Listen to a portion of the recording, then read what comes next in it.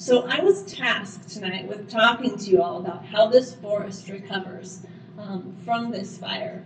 And in my job at Oregon State, I do a lot of talking about how forests recover. But I am in agreement with many of you who feel that this fire was unique. And I feel the same way. I was coming back from Mount St. Helens that holiday weekend that this fire started, and I used to be a wildland firefighter, and I saw the column of smoke, and it was quite large, as many of you experienced, and immediately that adrenaline kick from the days that I fought fire kicked in, and then I started to realize where the fire was, and I realized that it's coming rapidly towards this Troutdale area, and my dad actually lives right here on Halsey Street, right across the street from McMinimans, and was in the evacuation zone. And he's one of those stubborn old guys who had no interest in leaving. So this was a fire that was of personal interest and concern to me, as it was to many of you, and I felt some of that same panic that you all probably felt those first few days as this fire was starting up. But what I'm going to talk to you tonight about is the way that this forest is going to recover from this fire. And we've heard about how the community is coming together to recover. And I'll talk to you today about how this forest will recover. And what I'd like to get across to you tonight is 3 main points. The first is that the gorge has burned before. When we look out at these forests, everything you see has burned and it's recovered. These forests are adapted to recover from fire. And the gorge will burn again. We will have fire in these forests again. These are fire-adapted ecosystems. But we can have some say into what kind of fire we have because of our management decisions. So we'll talk first about a little bit of fire history. And I have several historical photos here. This is one from the late 1800s. And what I want you to notice in this picture is there's a lot of live green vegetation that you can see, but you might also notice that there are some white dead snags there, which are evidence of a previous fire in the decades prior to this photo being taken. Another photo here from the 1930s, where there was a very large Standreplacing fire. A fire came through, killed all of the large trees. You can see in the understory regeneration, natural regeneration of conifers in the gorge. And here we have a kind of a zoomed out landscape view showing evidence of multiple fires in this area. If you look closely, you can see a patchwork of places that have burned more recently. You can see patches where there are young forests, and you can see patches where there are old growth forests. So together, these historical fires make up this patchwork of different ages and stages that we can see out on the gorge.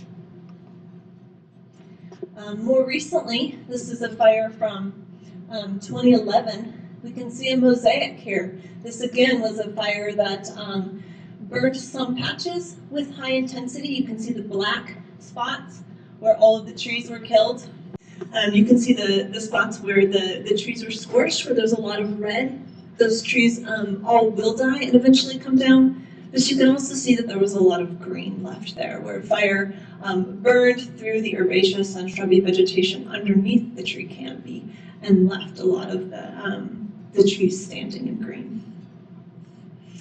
Which brings us to this year and the Eagle Creek fire. And we see that same patchwork that many have shown already here tonight, where we've got spots that did burn with high intensity, and those trees were all killed. But we've got a lot of places, 55% of this fire either burned with very low severity or was completely unburned.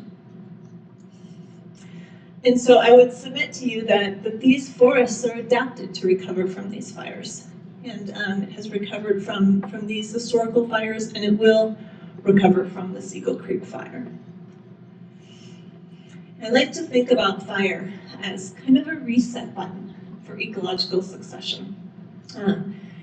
Forests are disturbance adapted, and it's very cyclical. We have periods where we have very young forests right after a disturbance event. You have some trees that survive the fire, but you'll also have, in the early stages post-fire, a lot of herbaceous vegetation will come in. A few years later, you'll start to get more shrubs, the foods that are important for a lot of our wildlife species. When we have a closed canopy forest, it suppresses a lot of that understory vegetation that's so important for wildlife. So when we have opened up patches, the patches that were more severely burned, it provides some more of those foods and those habitats for some of those critters. So in the early post-fire period, what we're likely to see next year and in the next couple of years is we'll start to see a lot of that herbaceous vegetation. We'll see a lot of wildflowers in that fire. We'll start to see some of the woody plants resprouting. A lot of the hardwoods will resprout following the fire. Over the next few years, we'll see places that the understory only burned and the shrubs will start to come back in. Places that did burn with high intensity, we'll start to see that understory component, both the grasses and the shrubs start to come back as the forest begins to regenerate and we have new little baby trees starting to come up. And then in the coming decades, over a longer time scale, we can start to think about these forests recovering back to a mature forest, where we'll have, like you can see on the bottom left photo, there's in the center a tree with a large fire scar on it. We'll have those legacies that are left behind from this fire, but the forest will come back. And so these patchworks, these mosaics over space and time are incredibly important. I work in a fish and wildlife department, so I think of them from a wildlife perspective a lot of times, but they're also important for many other things, including human needs. The wildlife habitats become incredibly important because there are species that are adapted to live only in those burned habitats. So we need to have, across the large area, some places for those critters to live. Similarly, the closed canopy forests, the late succession, the big trees are really important for other critters. And then there are some species, like our ungulates, deer and elk, who like the edges between the open and the dense patches. So having some continuity provides corridors for those animals to move. And having the different patches of different types of ecosystems provides for increased biodiversity overall, because you have some space for the species that are adapted to the forest, some places for the species that are adapted to the open or the grassland, and then space for the edge species. And this mosaic provides protection from future fire. It's no surprise to you that places that have already burned, the fuel is gone. It's not going to immediately reburn. So having some places there where we've taken out all the flammable material by this fire will protect us from the next fire. So the gorge is going to burn again. Maybe not in our lives, but this forest is adapted to survive these disturbance events. But we have some new challenges. We have people who are living very close to the forest boundaries. We call that the wildland-urban interface. We have people farther and farther with increased human population growth and a desire to be out close to nature. We've got a lot of human needs that are sometimes in conflict with the way that the forest evolved. We've got a legacy of fire suppression. About 100 years ago, we started suppressing fire in most of our western forests.